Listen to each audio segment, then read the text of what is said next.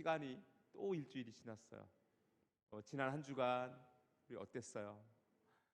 2022년 12월 31일 11시 송구영신 예배를 드리고 1월 1일 주일 오전에 신년 주일 예배를 드리고 수요일부터 수요일까지 신년 집회를 통해서 우리 장로님께서 기도해 주셨던 것처럼 목적이 이끄는 삶으로의 우리의 믿음의 고백을 가지고 말씀을 나누고, 또 새롭게 시작한 금요 성령 집회 시간에 목적이 이끄는 삶으로의 헌신을 다짐하며 우리가 지난 한 주간을 말씀으로 살아오셨고, 또 우리 성도님들은 삶의 자리에서, 직장에서, 사업장에서, 가정에서 그렇게 2023년을 그렇게 힘차게 출발하셨을 거예요. 저는 오늘 여러분에게 함께 다시금 결단하고 격려하고 응원하는 말씀을 나누고자 합니다. 우리 2023년을 라는 설교 제목을 한번 크게 한번 읽어보실래요? 시작! 2023년을 담대하고 당당하게. 옆 사람에게 이렇게 얘기하세요. 담대하고 당당하게 살아갑시다. 시작! 주눅 들지 마세요. 쫄지 마세요. 우리에게 2023년이라는 시간이 어떤 일이 일어날지 솔직히 저도 몰라요. 또 하나님께서 어떻게 우리를 승리롭게 하실지, 때로 우리가 어떤 고난의 때를 맞이할지도 몰라요. 하지만 분명한 것은 뭐냐면 2023년이 하나님의 인도하심으로 담대하고 당당하게 살아가는 저와 여러분 되어질 수 있기를 주님의 이름으로 축원합니다. 선포합시다. 2023년이 우리에게 당당하고 담대한 한 해가 되게 해달라고. 지난 2023년을 시작하며 우리가 그렇게 신년 집회를 통해서 하나님께서 우리를 이끄시는 목적 있는 삶, 그 삶을 우리가 살아가기를 원했던 것처럼 그렇게 2023년이 오늘 말씀을 통해서 저와 여러분에게 담대하고 당당하게 선포되어지는 하나가 되어질 수 있기를 주님의 이름으로 축원합니다. 우리가 사람들하고 이렇게 이야기를 나누고 또 이렇게 삶을 살다 보면요, 나도 모르게 위축되어지고 주눅들 때가 있어요. 여러분은 언제 주눅들고 언제 위축되어지지요? 때로 혹시 돈 많은 사람들 앞에서 내가 그보다 더 가난한 이유 때문에 혹시 쫄거나 혹시 위축되어지거나 혹시 마음이 조금은 좀 낙담되어지시는 분 계십니까? 혹은 여러분이 권력자를 만나가지고 그 권력 있는 사람들 앞에서 괜시리 주눅 들어 위축되어진 적은 없습니까? 혹시 육신의 연약함 때문에, 내가 병들었다는 이유 때문에, 내가 나이 들었다는 이유 때문에 내 삶이 초라해 보이신 적은 없었습니까? 혹여나 여러분들 가운데 내 삶이 처량해져서 내 삶의 의미들을 잃어버리신 분 혹시 계십니까? 오늘 말씀을 통해서 그 모든 분들에게 또다시 용기가 되어지고 힘이 되어지는 이 시간 되어지기를 간절히 기도합니다. 조금만 생각해 보면요, 다 상대적인 거더라고요. 다 상대적인 거예요. 무슨 의미냐면 누군가보다 내가 조금 가난할 수도 있어요. 권력자보다 내가 힘이 없을 수도 있어요. 내가 나이 들어가면 육신이 약해졌을 수도 있고요. 여러 가지 삶의 어려움 때문에 내 삶이 위축되어질 때가 있어요. 그런데 그때는요, 영원하지 않아요. 그리고 또한 분명한 것은 뭐냐면 그것은 내가 느끼는 자존감의 문제일 수도 있다는 거예요. 그래서 여러분에게 이 질문으로 설교를 시작하고 싶어요. 나는 누구인가? 나는 누구인가? 여러분은 누구세요? 여러분이 정의되어진다는 것은 여러분 잘 기억하십시오. 나는 누구인가라는 이 아이덴티티, 이 정체성의 문제에서 이것은 여러분의 소유와 여러분의 무엇인가를 가지고 있는 것으로 여러분이 규정되어지지 않아요.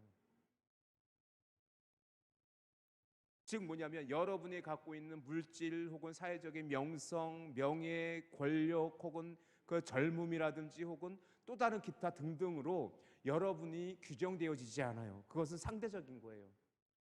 여러분은 누군가보다 부자일 수도 있지만 누군가보다 가난할 수 있어요. 누군가보다 권력이 없을 수도 있지만 누군가보다 더 많은 힘을 가지고 있을 수도 있어요. 심지어 누군가보다 여러분이 학력이 모자랄 수도 있어요. 그렇지만 누군가보다 더 많은 지식을 가지고 있을 수 있고 더 많은 지혜를 가질 수도 있어요. 여러분은 누군가보다 나이 들어 몸이 약할 수도 있지만 누군가보다 건강할 수 있어요. 그것은 절대적인 것이 아니라 상대적인 거예요. 그 상대적인 그 어떤 개념으로 여러분이 정의되어지거나 여러분이 규정되어지지 않습니다. 우리는 오직 하나님 앞에서만이 내가 누구인지를 규정되어지고 내가 누구인지를 알 수 있다는 걸 여러분이 절대로 잊어서는 안 됩니다. 여러분은요, 누구입니까? 나는 누구입니까? Who am I? 나는 누구입니까? 여러분은 하나님의 거룩한 백성인 줄 믿으십니까? 여러분이 하나님의 소유된 하나님의 것인 줄 믿으십니까? 여러분은 오직 한 가지, 하나님 안에서만 정의되어지고 규정되어질 수 있어요. 자, 우리 시편 100편 말씀 잠깐만 볼게요. 오늘 보는 말씀은 아닌데 같은 시편 100편 말씀이에요. 100편 3절 말씀 한번 읽어보세요. 100편 3절, 나왔네요. 우리 같이 한번 큰 소리 읽어봅시다. 시작. 여호와가 우리 하나님이신 줄 너희는 알지어다. 그는 우리를 지으시니요 우리는 그의 것이니 그의 백성이요 그의 기르시는 양이로다. 믿습니까? 하나님 우리의 소유주시고요, 우리의 만드신 창조주이시고 우리의 왕이시고 우리의 목자 되신 분이에요. 자, 오늘 시편에서도 오늘 시편은 다윗의 고백인데, 다윗은 오늘 시편 27편 1절에서 무엇이라고 얘기하는지 한번 우리가 다윗의 고백을 한번 들어볼까요? 오늘 시편 27편 1절이에요. 시작. 여호와는 나의 빛이요 나의 구원이시니 내가 누구를 두려워하리요? 여호와는 내 생명의 능력이시니 내가 누구를 무서워하리요? 라고 이야기하고 있다라는 겁니다. 여호와는 에서 오늘 시편이 시작되어져요. 여호와는 나의 빛이에요, 나의 구원이에요, 나의 생명의 능력이에요. 그러니 내가 무서워할 게 무엇이고 두려워할 게 무엇이냐고요. 오늘 여러분 혹시 느끼셨나요? 시편 27편 1절부터 6절까지 나라는 단어가 무지 많이 나와요. 한번 여러분이 집에 가서 세하려 보세요. 21번 나옵니다. 나는 나를 나에게 나라는 단어가 21번 나와요. 결국 무슨 얘기를 하는 거냐면 지금 다윗은요, 하나님을 통해서 내가 나를 규정하고 있는 거예요. 하나님을 통해서 나의 정체성을 찾아가고 있는 과정이라고 할 수 있어요. 즉 나의 존재성이, 내 삶의 의미들을 누구를 통해서 발견하고 누구를 통해서 확정하고 누구를 통해서 찾고 있습니까? 하나님을 통해서. 여러분 반드시 기억할 것은 뭐냐면, 사랑하는 성도님들, 여러분의 삶은요, 우리의 인생은요, 하나님을 통해서만 우리의 삶이 규정되어지고 정의 내려질 수 있습니다. 믿습니까? 그렇기 때문에 내 인생은요, 하나님의 관계성 속에서만 온전해질 수 있어요. 내가 만나는 고난의 문제도 하나님 앞에서는 큰 문제가 되어지지 않아요. 내가 만나는 삶의 여러 가지 상황 속에서 내가 고백할 것은 전능하신 여호와 하나님을 향한 고백이지, 나는 할 수 없어, 나에게 왜 이런 일이 있어서 한탄하고 원망하는 것이 우리에게 요구되어지는 삶의 모습은 아니라는 것이요.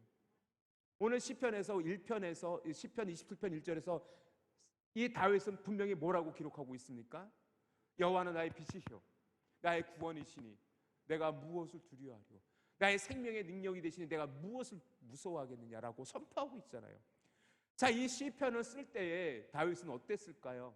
정말로 승승장구하고 잘 나가고 아무 두려움 없는 상황에서 이 시편을 쓰고 있는 겁니까? 2절을 보세요. 2절을 보세요. 2절을 정확히 보세요. 2절을 같이 한번 읽어봅시다. 시작. 악인들이 내 삶을 먹으려고 내게로 왔으나 나의 대적들 나의 원수들인 그들은 실족하여 넘어졌도다. 이 2절에서 우리가 다윗의 상황을 조금은 더 상상할 수 있는 건 뭐냐면, 다윗도 지금 결코 다윗의 인생이 평안할 때가 아닐 때 이 시편을 졌을 가능성이 훨씬 높아요. 질병의 문제였던 간에, 적들의 문제였던 간에, 전쟁의 문제였던 간에 다윗은 지금 원수들이, 악인들이 그를, 그의 살을 먹이려고 쫓아오고 있어요. 분명히 다윗의 인생 중에 이 시편을 쓸 때는 평안한 때는 아니었을 거예요. 하지만 다윗은 그것 때문에 절대로 흔들리지 않아요. 절대로 흔들리지 않아요. 사랑하는 성도 여러분들, 기억하십시오. 우리가 인생을 살다 보면 고난도 만나요. 어려움도 만나요. 하지만 그것 때문에 좌절하고 넘어지지 마십시오. 심지어 여러분이 생각했던, 여러분이 경험했던 과거의 시간들이 여러분을 힘들게 하지 않길 원해요. 한번 실패했다고 해서 또 실패하지 않아요. 한번 넘어졌다고 해서 또 넘어지지 않습니다. 우리가 기억해야 될 것은 뭐냐면, 정말 우리는 무엇 때문에 두려워하고 있지? 무엇 때문에 무서워하고 있지? 여러분 한번 생각해 보세요. 여러분 한번 생각해 보세요. 여러분은 도대체 무엇 때문에 두려워하고 무엇 때문에 무서워합니까? 우리가 만나는 포비아, 그 공포증이라는 것이 도대체 뭡니까? 곰곰이 생각해 보면 뭐냐면, 우리는 우리가 두려워하고 무서워하는 것, 혹은 우리가 부정적으로 생각하는 것은 뭐냐면, 나의 자존감의 문제일 때가 너무 많아요.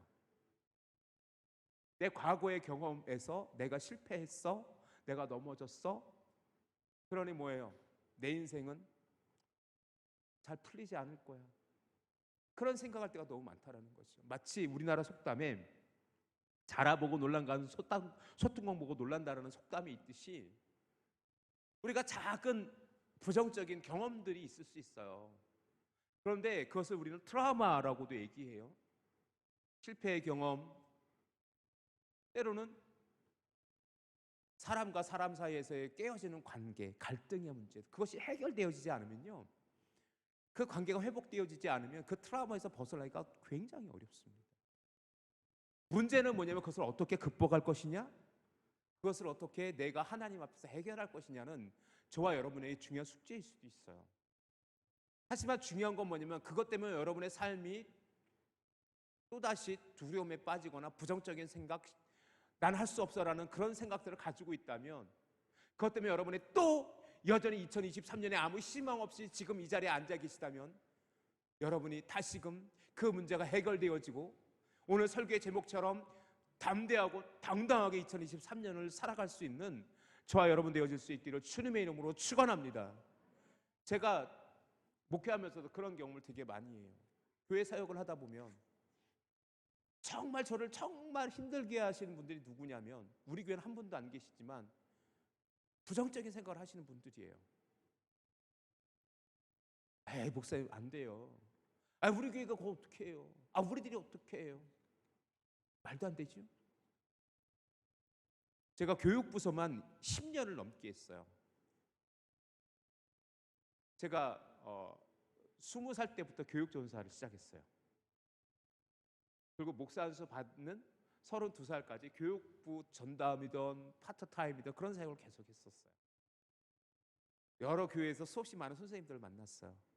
저를 정말 힘들게 하는 것은 주일날 결석하고 빠지고 반 돌보지 않는 그런 선생님들이 아니에요. 그런 선생님들은 내가 책망하고 때로 훈계하고 또 독려하고 격려해서 같이 세워갈 수 있는데, 저를 정말 힘들게 했던 분은 누구냐면 아주 경력이 많으신, 아주 열심히 있는 선생님들이에요.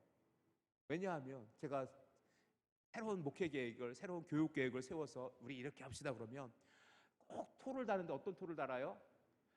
해봤어요. 전사였으니까, 전사님 해봤어요. 그래서 내가 새로운 목회 계획, 새로운 프로그램을 가지고 딱 제시돼. 이렇게 합시다. 그러면은 안 돼요. 할 수 없어요. 너무너무 힘들었던 기억이 있어요. 못할 수도 있어요. 성공하지 못할 수도 있어요. 실패할 수도 있어요. 그렇다고 해서 구더기 무서워 장 못 담굽니까? 하나님 믿으십니까?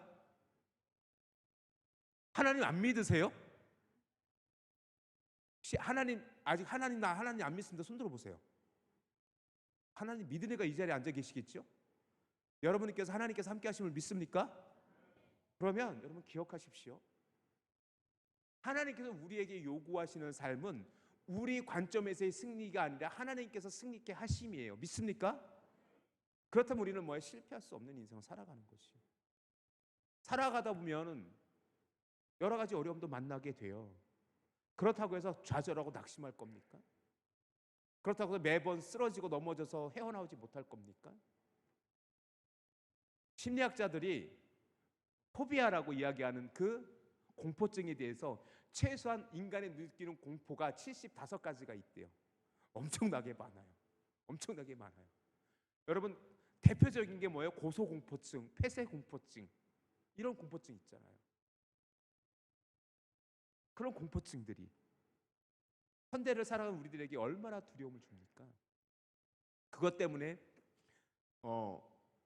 심리적인 치료를 요구하는 그런 분들도 계시죠. 그렇지만 우리가 일상에서 만나는 많은 또한 그런 포비아들이 있어요. 공포증들이 있단 말이에요.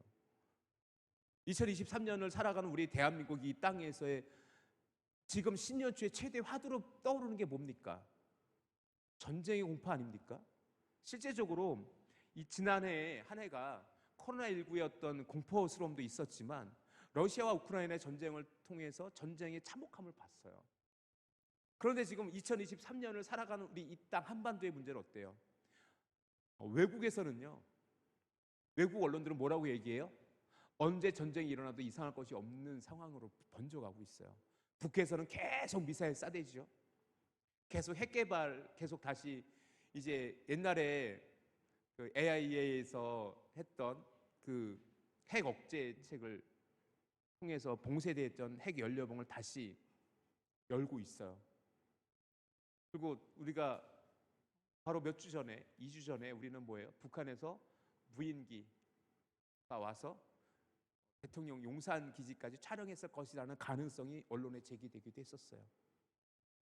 그래서 어느 한 전문가는 그런 얘기까지 했어요. 저 무인기에다가 흔히 우리가 말하는 드론이에요.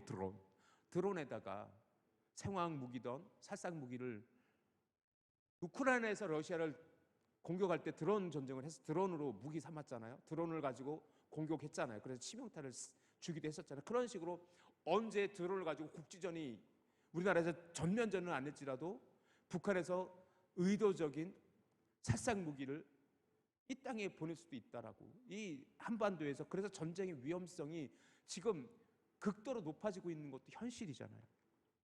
이런 공포증들이 우리를 얼마나 힘들게 합니까? 그렇다고 해서 우리가 늘 두려움에 떨고 있어야 돼요? 나는 작년에 실패했으니까 나는 올해 또 실패할 거야, 좌절하고 있을 거예요? 나는 할 수 있는 게 없어 또 그렇게 머물러 우물쭈물 그렇게 아무 의미 없는 시간들로 여러분의 살아가실 겁니까?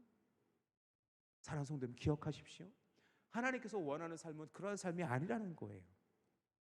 하나님께서 우리에게 원하는 삶은 그런 삶이 아니에요. 담대하게 당당하게 여러분의 삶을 주님 앞에 드릴 수 있는 2023년 우리 전익교회 성도님들이 되어질 수 있기를 주님의 이름으로 축원합니다. 할 수 없는 게 아니라 우리가 시도하지 않는 것뿐이에요. 그것을 이루시는 분은 하나님이세요. 우리 속에 두려움이 있어요. 걱정과 근심이 있어요. 하지만 그것 때문에 내가 모든 삶을 내려놓고 시도조차 하지 않으면 그것만큼 어리석은 게 없잖아요. 새는 우리의 머리를 날아갈 수 있어요. 지나갈 수 있어요. 하지만 기억하십시오. 새가 우리 머리에 둥지를 튼다면 누구 잘못입니까? 그 사람의 어리석음, 게으름 아닙니까? 사랑하는 성도 여러분, 기억하십시오. 우리가 반드시 기억할 것은 뭐냐면 하나님께서 우리와 함께 하신다는 믿음의 고백이에요. 그래서 우리는 오늘 시편에서 다윗의 고백을 들어봐야 돼요. 1절 말씀 다시 한번 볼게요. 1절 말씀 다시 한번 볼게요. 시작. 여호와는 나의 빛이요 나의 구원이시니 내가 누구를 두려워하리요. 여호와는 내 생명의 능력이시니 내가 누구를 무서워하리요. 믿습니까? 할렐루야. 그런 믿음의 고백이 저와 여러분에게 허락되어질 수 있기를 주님의 이름으로 축원합니다. 다윗도요 이 시편을 쓸 때 결코 평안한 상태에 승승장구할 때 쓴 시가 아닐 가능성이 훨씬 높습니다.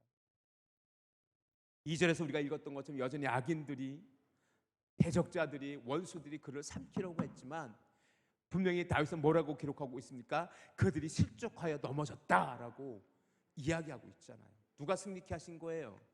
하나님께서 승리케 하신 줄 믿습니다. 우리의 삶도 마찬가지 아니에요? 우리의 삶 속에서 2023년 우리가 이 한 해를 살아갈 때에 쉽게 포기하고 쉽게 낙심하고 낙담되어지고 좌절하고 넘어지는 삶은 사탄마귀 악한 영이 원하는 삶이에요. 하지만 하나님께서 우리에게 그런 삶을 요구하지 않으세요. 끝까지 날마다 승리하는 그런 믿음의 삶을 살아갈 수 있기를 하나님께서는 우리에게 바라시고 계시고 우리와 함께하고 계시다라는 거예요. 붐이라는 사람이 있어요. 독일 나치 수용소에서 수감되어졌다 극적으로 살아난 붐이라는 유대인이 있어요. 이 붐이라는 사람이 이렇게 얘기했어요. 기차가 캄캄한 터널 속으로 들어가 어두워졌다고 해서 기차표를 찢어버리거나 기차에서 뛰어내리면 안 된다. 조용히 앉아 기관사를 믿고 기다리노라 하면 잠시 후 터널 밖으로 나가 밝은 세상을 볼 수 있게 된다라고 얘기했어요. 이 붐이라는 사람도 나치 수용소에서 유대인으로서 고난을 겪었어요. 그리고 극적으로 살아남았어요. 그리고 이야기해 주는 거예요. 기차가 지나가다 터널에 들어간다 해서 깜깜해졌다 해서 기차표를 찢어버리거나 기차에서 뛰어내리는 사람이 세상에 있겠느냐? 그것처럼 어리석은 사람이 없듯이 우리의 인생을 살다 보면 터널과 같이 깜깜한 고난의 때도 있을 수 있는데 그때 기다려라. 의지해라. 하나님께서 어떻게 하실지 조금만 기다려서 조금만 너희가 기다리면 다시 광명이 찾아올까? 환한 터널만 지나가면 다시 찬란한 빛이 비춰지지 않겠느냐? 라고 얘기하는 거예요. 사랑하는 성도 여러분, 2023년에도 저도 열심히 기도하겠지만 여러분도 기도하실 때 우리가 고난을 원하는 건 아니에요. 우리가 힘든 시간들이 우리에게 놓여지는 것을 그 누구도 원하지 않아요. 그런데 기억하십시오. 그 시간에 우리에게 허락되어졌다고 해서 하나님께서 우리를 저주하시는 거예요? 하나님께서 우리를 버리신 거예요? 하나님께서 우리를 완전히 외면하신 거예요? 아니에요. 그 순간에도 그 어떤 순간에도 하나님께서는 저와 여러분과 함께 하십니다. 믿습니까? 그러니까 어떻게 우리가 실망할 수 있고 낙담할 수 있겠습니까? 되려 더 담대하고 당당하게 그 순간을 믿음으로 헤쳐나갈 수 있는 용기, 하나님을 신뢰하는 믿음만 있다면 우리는 날마다 승리할 줄 믿습니다. 다윗이 이런 고백을 할 수 있었던 이유는 무엇입니까? 그는 철저하게 하나님을 신뢰하는 사람이었어요. 우리가 너무나도 잘 알고 있는 다윗과 골리앗의 이야기. 골리앗의 키가 2m 80에서 90 가까이 됐다고 해요. 6규빗 두 뺨이었었어요. 6규빗 두 뺨. 5규빗 두 뺨. 한 규빗이 50cm, 5규빗 2m 50. 뺨, 두 뺨 20cm, 40cm, 2m 90 가까이 되는 거예요. 대충 계산해 봐도. 그 골리앗이 입고 있던 갑옷의 무게만 57kg이었다고 하고요. 그 창의 무게만 해도 7kg이었다고 해요. 어마어마한 거예요. 그런데 다윗은 갑옷도 없이 목동의 옷을 입고 물맷돌 하나 들고 담대하게 골리앗 앞에 서요. 그리고 이렇게 외칩니다. 사무엘상 17장 45절. 사무엘상 17장 45절 시작. 다윗이 블레셋 사람에게 이르되 너는 칼과 창과 단창으로 내게 나오거니와 나는 만군의 여호와의 이름 곧 내가 모욕하는 이스라엘 군대의 하나님의 이름으로 내게 나아가노라 라고 외치면서 물매를 던져 골리앗을 쓰러뜨리고 골리앗이 들고 있던 칼을 뽑아 그 골리앗의 목을 치게 됩니다. 그렇게 승리를 선포해요. 우리가 만나는 아무리 힘든 고난의 때도 그 이스라엘 백성들 앞에서 여호와 하나님을 조롱했던 골리앗 같은 존재가 있을지라도 우리에게 믿음만 있다면 물맷돌로 그 골리앗을 쓰러뜨렸던 다윗과 같이 우리가 승리하게 될 줄 믿습니다. 그렇게 담대하고 당당하게 우리의 믿음의 삶을 살아가는 거예요. 그것이 2023년 우리의 삶이 되어질 수 있기를 저는 간절히 기도합니다. 벌써 500년이 훨씬 더 지난 일이죠. 마틴 루터 종교개혁의 신호탄을 그 당시 중세말 그 타락한 천주교를 향해, 캐톨릭을 향하여, 그 교황을 향하여 담대하게 개혁의 95개조의 방방문을 비텐베르크 교회 문내에 붙이게 됩니다. 거기서부터 종교개혁은 시작되어지는데, 그 일로 인해서 루터는요 엄청난 살해 위협에 직면하게 됩니다. 도망자 같아요. 그럴 때 지었던 찬송가가 뭐냐면, 내 주는 강한 성이요 방패와 병기 되시니 그 난란에서 우리를 구원해내시리로다. 우리가 잘 알고 있는 내 주는 강한 성이요라는 찬송, 이때 지은 겁니다. 사랑하는 성도 여러분, 정말 중요한 것은 뭐냐면, 하나님께서는요 우리의 인생 가운데 함께 하시길 원하세요.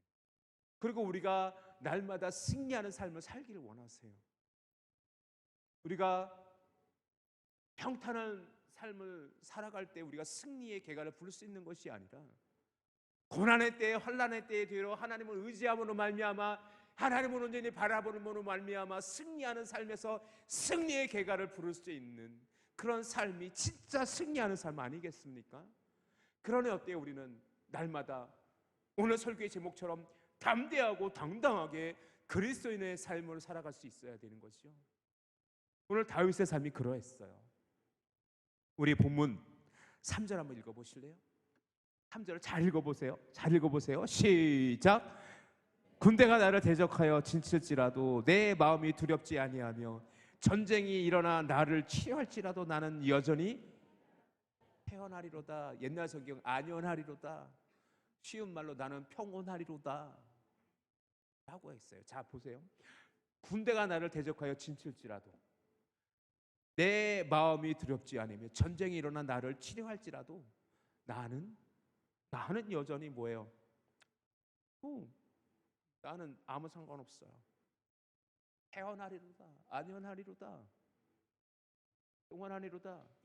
여기서 태어나리로다라는 히브리 언어가 굉장히 재밌어요. 무슨 단어가 쓰이냐면 타바흐라는 단어가 쓰여요. 타바흐라는 단어가 쓰이는데, 원래 이 타바흐라는 뜻이 맨 윗줄에 두 줄에 피난하기 위해 어디를 서둘러 가다, 즉 도망가다라는 뜻이에요. 피난하기 위해서 어디를 서둘러 가다, 도망하다라는 뜻이었는데, 이게 누구냐면 여호와께 피하기 위하여 서둘러 가다라는 의미를 같이 갖게 돼요. 그래서 타바흐, 내가 평온하리로다, 안연하리로다, 여기서 태어나리로다라고 기록돼요. 우리나라에도 번역된 이 단어가 결국 히브리 원어적 의미는 뭐냐면 내가 여호와께 달려가 편안히 쉬리로다, 이런 뜻이 되어져 있는 거예요. 즉 뭐냐면 철저하게 하나님을 신뢰하는 마음이에요. 철저하게 하나님을 의지하는 마음이에요. 그것이 지금 다윗에게 전쟁이 일어나도 적들이 나를 치려와도 내가 여전히 태어나리로다, 편안하리로다, 안연하리로다 라고 이야기할 수 있는 거예요. 자, 요한복음 14장 1절 말씀 뭐라고 되어 있습니까? 너희는 마음에 근심하지 말라, 하나님을 믿으니 또 나를 믿으라, 분명히 말씀하셨어요. 그리고 오늘 4절 말씀 다시 볼까요? 4절 말씀 다시 한번 보세요. 내가 시작. 내가 여호와께 바라는 한 가지 일, 그것을 구하리니 곧 내가 내 평생에 여호와의 집에 살면서 여호와의 아름다움을 바라며 그의 성전에서 사모하는 그것이라. 다윗이 고백하는 삶이, 다윗이 추구하는 삶이 이런 삶이었던 거죠. 하나님, 난 정말 하나님 집에 영원히 거하길 원합니다. 그곳에서 하나님의 아름다움, 여호와의 아름다움을 바라며 그의 성전에서 그것을 사모하겠습니다, 그리워하겠습니다라는 거예요. 여기서 좀 재미난 표현인데, 여호와의 아름다움이라는 표현을 여러분 주목해 보세요. 여호와의 아름다움. 여호와는요, 하나님은 외형이 있으세요, 없으세요? 형체가 있으세요, 없으세요? 하나님은 형체가 없으신 분이에요. 혹시 하나님 보시면 손 들어보세요. 명환 형제, 하나님 본 적 있어요? 없어요? 애매하죠. 없다고 하면 믿음 없는 것이 보이고 있다고 하면 하나님이 어떻게 생긴지 모르고 하나님은요 형체가 없으세요. 그럼 아름다움을 어떻게 이야기하고 있는 거예요 도대체? 우리가 직접 하나님의 얼굴을 보면 우리 죽어요. 그 영광 때문에. 그래서 모세에게는요 하나님의 뒷모습을 보여주셨어요. 그래도 하나님 모세에게 여호와의 광채 때문에 사람들이 볼 수가 없어서 모세의 얼굴을 수건으로 가리우기도 했었어요. 감히 영광스러운 하나님의 얼굴을 우리가 볼 수 없는데 다윗은 뭐냐? 그 여호와의 아름다움을 내가 뭐예요? 알아보겠다. 어떤 의미로 이해되어질 수 있냐면 이 시편을 어떻게 이해할 수 있습니까? 도대체 이 시편에서 다윗이 어디서 사모하고 싶어해요? 그의 성전에서 사모하는 그것이라라고 얘기했는데 결국 이 얘기하고 있는 거예요. 다윗에게 일생일대의 소원은 성전 짓는 거였었어요. 그런데 하나님께서 다윗이 너무 피를 많이 흘리다는 것으로 그 아들 때 솔로몬 때 하나님께서 성전을 허락하시기도 하시죠. 그럼에도 불구하고 다윗은 여전히 늘 여호와를 사모해요. 여호와를 의지해요. 여호와의 영광을 바라봐요. 그가 성전에서 사모하겠다라는 것은 하나님의 임재를 구하는 거예요. 성전은 하나님의 임재가 허락되어진 곳이에요. 그것은 하나님을 예배하는 곳이에요. 그곳에서 하나님의 아름다움을 보겠다라는 것은 하나님의 임재를 내가 경험하겠다 이 얘기하는 거, 다른 얘기하는 게 아니에요. 지금 다윗이 만난 현실은 악인들에서 살이 뜯겨지는 현실이에요. 언제 전쟁이 일어날지 모르는. 그래서 4절에 3절에 군대가 나를 대적하고 군대가 나를 칠지라도라고 이야기하는 건 뭐냐면 그런 상황에 놓여 있음을 우리가 암시적으로 간접적으로 이 다윗은 이야기하고 있는 거예요. 그럼에도 불구하고 뭐예요? 나는 여전히 하나님의 임재를 구하고 하나님의 아름다움을 내가 바라보겠다라는 거예요. 결국 중요한 건 뭐냐면 우리가 타바흐 주님 안에서 안연하고 태어나고 주님 안에서 그 평온함을 누려갈 수 있는 것은 뭐냐면 하나님의 임재가 경험되어지고 하나님이 온전히 우리 가운데 고백되어질 때 가능함을 이 다윗은 이 시편에서 분명하게 우리에게 이야기해주고 있다라는 것입니다. 또 한 가지 우리가 좀 주의 깊게 봐야 될 것은 뭐냐면 6절 말씀이에요. 우리 6절 말씀 한번 같이 한번 읽어봅시다. 시작. 이제 내 머리가 나를 둘러싼 내 원수 위에 들리리니 내가 그의 장막에서 즐거운 제사를 드리겠고 노래하며 여호와를 찬송하리로다. 아멘. 이것을 새로운 번역, 새 번역이라고 해요. 우리가 있는 본문 성경책이 아니라 새로운 번역, 새 번역 성경이라는 책이 있는데 그곳에서는 이렇게 번역하고 있어요. 자, 함께 읽어봅시다. 시작. 그때 나는 나를 애워싼 저 원수들을 내려다보면서 머리를 높이 치켜 들겠다. 주님의 장막에서 환성을 올리며 제물을 바치고 노래하며 주님을 찬양하겠다. 이렇게 번역을 하고 있어요. 여기서 굉장히 재미있는 번역이 뭐냐면 머리를 들겠다라는 거예요. 머리를 높이 치켜 들겠다. 머리를 높이 치켜 들겠다라는 의미는 어떤 의미가 있을까요? 오늘 6절 우리 성경에서도 이렇게 이제 내 머리가 나를 둘러싼 내 원수 위에 들리리니 라고 되어 있고 새 번역에서는 내 머리를 높이 치켜두겠다 했는데 내 머리가 들리리니 라는 건 뭐예요? 전쟁에서의 승리를 의미하는 거예요. 내가 머리를 치켜두겠다라는 거 교만하겠다라는 얘기가 아니라 하나님께서 나를 승리케 하셔서 내가 머리를 높이 들고 하나님을 찬양하겠다 이 얘기예요. 삶에서 경험되는 위기에서의 극적인 회복, 이것을 머리를 치켜들겠다라고 사도 바울은 고백하고 있는 거예요. 당당하고 담대하게 살아가는 이들이 머리를 숙이고 중국도 이렇게 살아가는 사람 있어요? 머리 딱 들고 딱 턱 딱 당기고 당당하게 살아가야죠.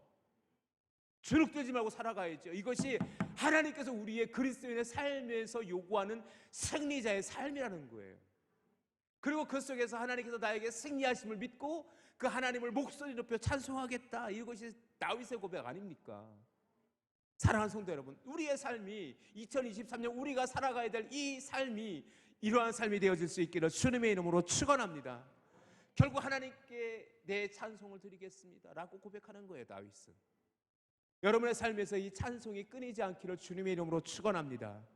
어느 순간에도 하나님을 의지함으로 말미암아 날마다 승리하며 날마다 담대하고 당당하게 주눅들지 말고 쫄지 말고 하나님 앞에서 승리를 선포하는 그런 삶을 살아갈 수 있기를 주님의 이름으로 축원합니다. 옆 사람에게 좀 이야기 좀 해주세요. 당당하게 삽시다. 담대하게 삽시다. 이미 우리는 승리했습니다. 아멘. 믿습니까? 그런 믿음의 고백을 가지고 나아갑시다. 그리고 하나님을 찬송해야죠. 하나님을 찬송해야죠. 이제 다음 주부터 또다시 빌립보서 말씀을 보게 될 텐데, 이 빌립보 감옥에 사도 바울이 갇혔을 때 어떻게 했어요? 거진 고문에 지쳤을 거예요. 그런데 그곳에서 찬송하고 기도했을 때 옥문이 열리잖아요. 옥문이 열렸으면 도망가야 되는데 사도 바울은 도망가지 않아요. 간수가 와서 옥문이 열린 걸 보고 나는 죽었다라고 한탄했을 때 그 간수에게 이야기해요. 여보시오, 나 여기 있어. 그러면 간수가 어찌 된 거냐고. 그 일 때문에 그 간수는 예수님을 영접하게 돼요. 바울이 찬송했을 때 옥문이 열리듯 지금 다윗은 당당하게 머리를 쳐들고 여호와 이름을 찬송하듯 2023년 우리의 삶 속에서 그렇게 당당하게 여호와 이름을 찬송하고 날마다 승리하는 인생 살아갈 수 있기를 주님의 이름으로 축원합니다. 이제 말씀을 정리하길 원해요. 다윗은 이 시편을 캄캄하고 답답한 삶의 자리에서 기록했다고 합니다. 다윗은 평온할 때 승리했을 때 이 노래를 부른 게 아니에요. 하지만 여전히 다윗은 승리를 선포하고 하나님은 나의 빛이요 그러므로 삶의 자리는 비록 어둡고 캄캄하지만 하나님께서 나에게 빛을 비춰주실 것을 믿어요. 그러니 뭐예요? 당당하게 머리를 치켜들고 하나님을 찬송할 수 있는 것이며 그의 삶은 전쟁의 위급 중에 있지만 여전히 타바흐 태어날 수 있었던 것이죠. 성도 여러분, 여러분에게 간곡히 말씀드립니다. 2023년 어떤 일을 만나도 쫄지 마십시오. 어떤 순간에도 주눅들지 마십시오. 어떤 상황에서도 하나님을 의지하십시오. 그리고 담대하고 당당하게 누구를 만나도 어떤 순간에도 여러분은 하나님의 자녀요 하나님의 백성이요 하나님의 양이라는 것을, 나를 도우시는 이가 여호와 하나님이라는 것을 절대로 잊지 마시고 2023년 그렇게 우리에게 승리가 선포되어지고 구원이 선포되어지고 하나님의 능력이 찬송되어지는 그런 믿음의 삶을 살아갈 수 있는 저와 여러분 되어질 수 있기를 주님의 이름으로 축원합니다.